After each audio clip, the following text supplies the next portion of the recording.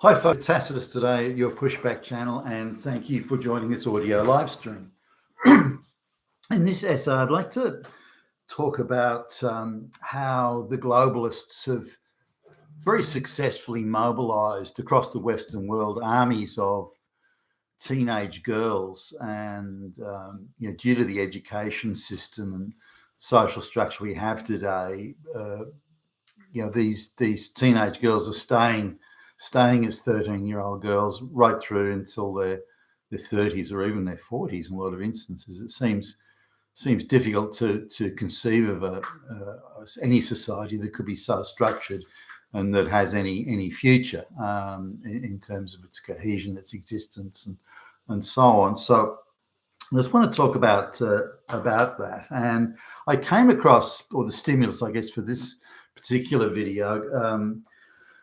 I was looking at some of these senatorial hearings, and as the screen was loading, I clicked on. I just moved to click too quickly before the screen had fully loaded, and how it sort of does that shiver and shake just as it does the final loading. So I clicked on the one above rather than the one I wanted, and I got a regional Senate hearing in one of the southern states. I think it was Texas, but in the US, and the representatives there were questioning some people who'd requested to come to the Senate hearing, and there was a woman in her 30s who was giving evidence, and I was surprised that she was so snotty, and she treated the Republican questioner as if the question had no legitimacy whatsoever.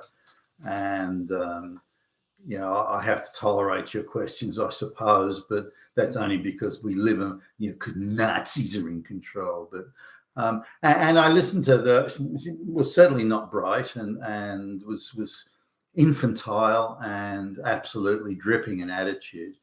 And which comes across, by the way, in seconds. You don't have to sit there listening for minutes or hours or anything like that. And her name was on the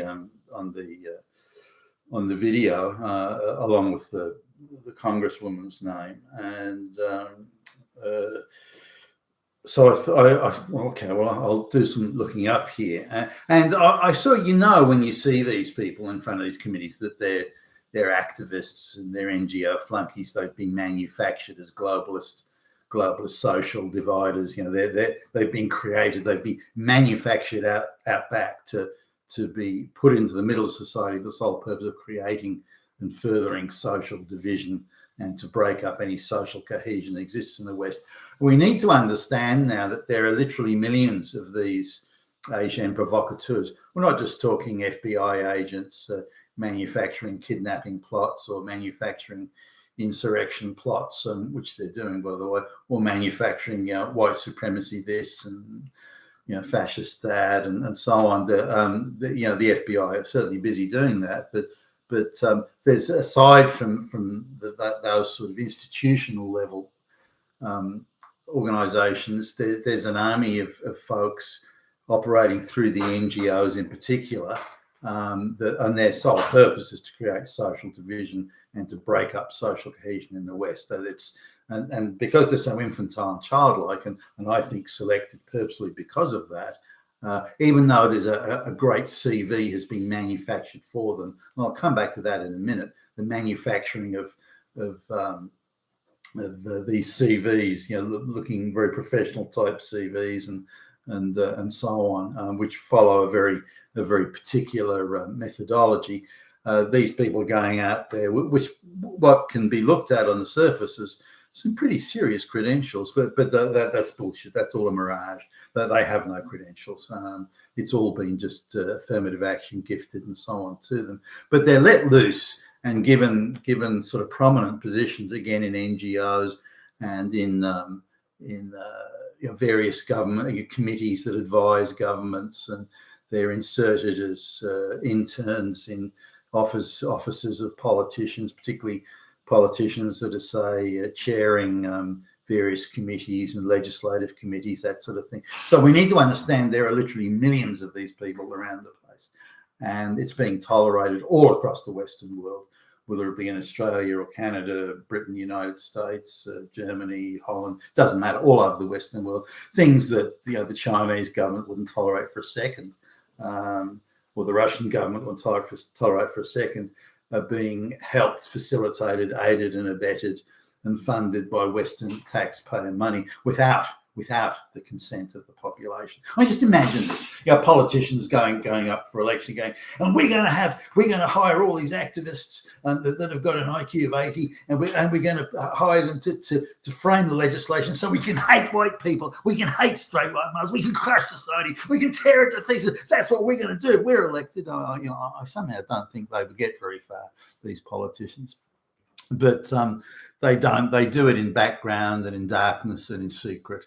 But these people, make no mistake, are everywhere, and blatantly so, brazenly so. It's not like they're kind of hiding. These people are really out there.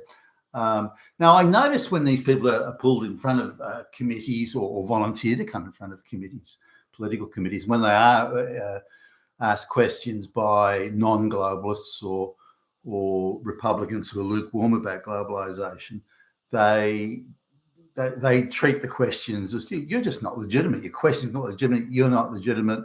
And I tolerate you only because I have to, and this sort of thing. So the attitude is that Nazis are everywhere in control.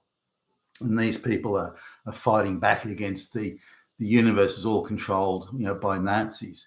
So how they come at this is hard to say. I mean, the entire media landscape is globalist controlled.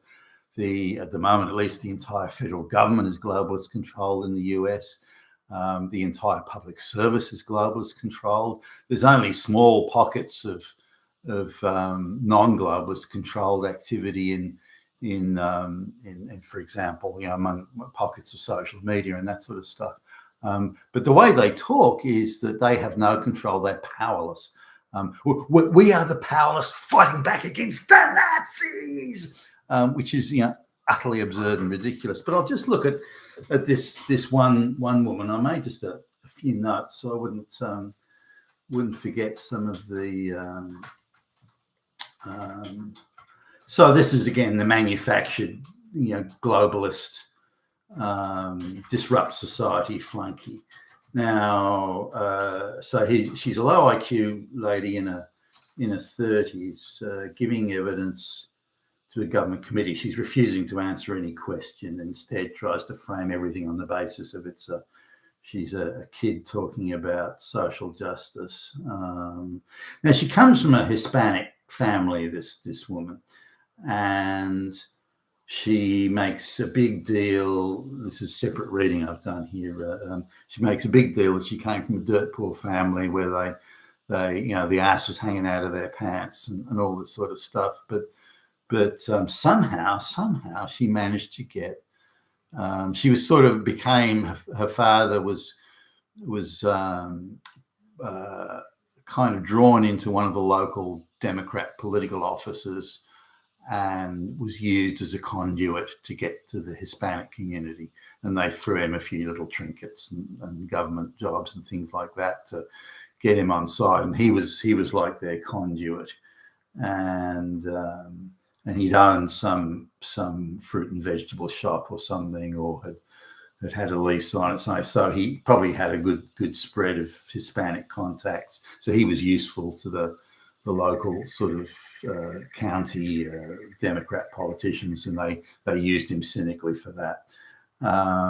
Must have worked out okay for them, I guess, because they decided that they wanted a female Hispanic, obviously with an eye on the globalist future there. So even though she's from a dirt poor family and she's clearly low IQ, I mean, no question of that, somehow she gets a scholarship to go to a very good school, and then she gets a scholarship again to go to an Ivy League university.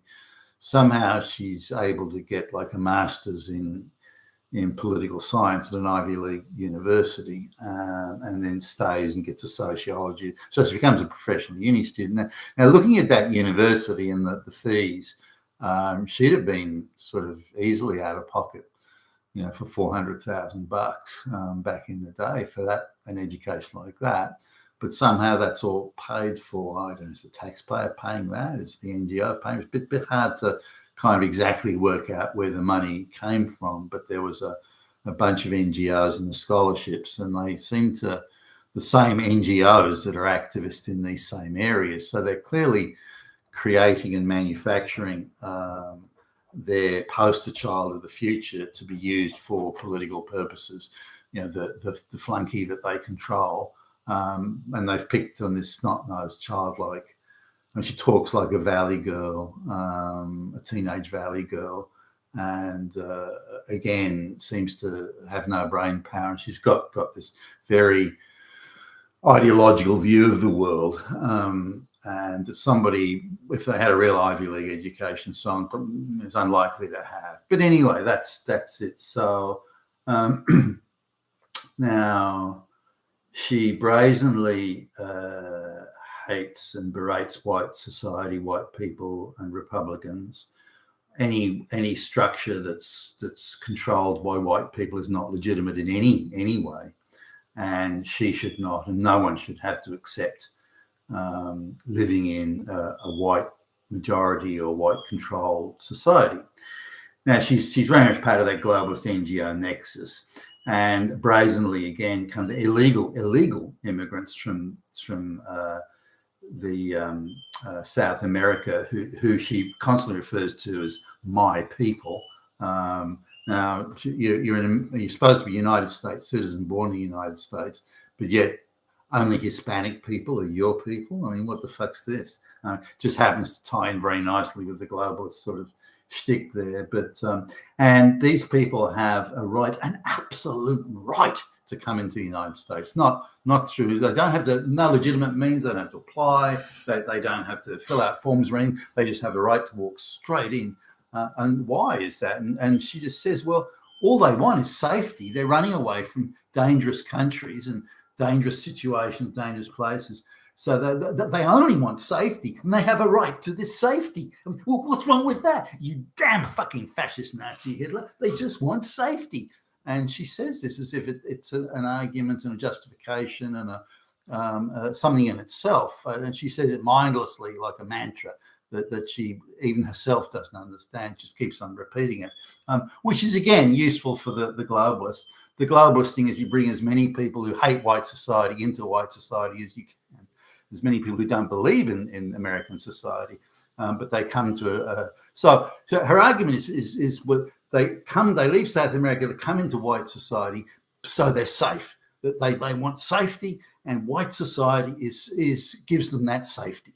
So that's why they're allowed in. But this white society is evil fascist Nazis. These fascist Nazis are everywhere, oppressing these poor people, making their life hell. But Hitler was seen going around the corner only a moment ago. So how can they be leaving their South American countries to come to the United States for safety, but at the same time, the United States is an evil fascist, oppressist, Nazi, racist, bigoted hellscape?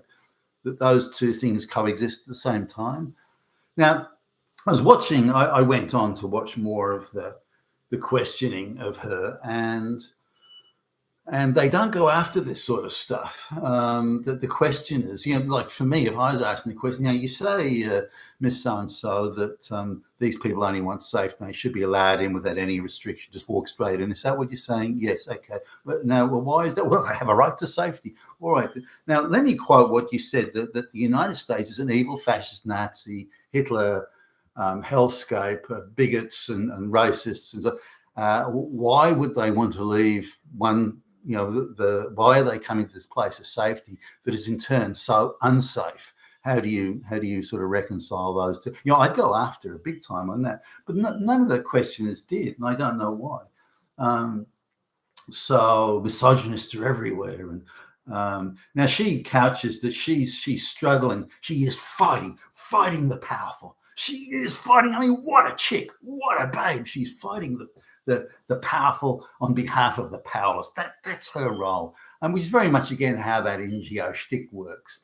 We're only fighting Nazis. That's all we're doing. where are these Nazis? I don't know. So they've got no concept really of what they're doing. But again, coming back to this thing, the Greta Thunberg, AOC, that sort of this woman, and people that are faceless and unknown, fucking everywhere across the West. The NGOs have produced this vast army of activists, whether it be in climate change or the racism or race hustling, it doesn't really matter. But there are millions of them around the place, and many of them are in influential positions. They're on advisory committees. They're working for politicians, framing policies that are going to be voted on, this sort of thing. So they're everywhere. Now, they may only have an IQ of 80, but they've been given the resume as this woman has. The Ivy League university. She's a published author and all this sort of thing, which may, well, she must be a heavy hitter, but nothing of the sort. She's a fucking moron and has been created and manufactured out the back as an activist to do the work of the globalists. You've been with Tacitus today at your Pushback channel, and thank you for listening.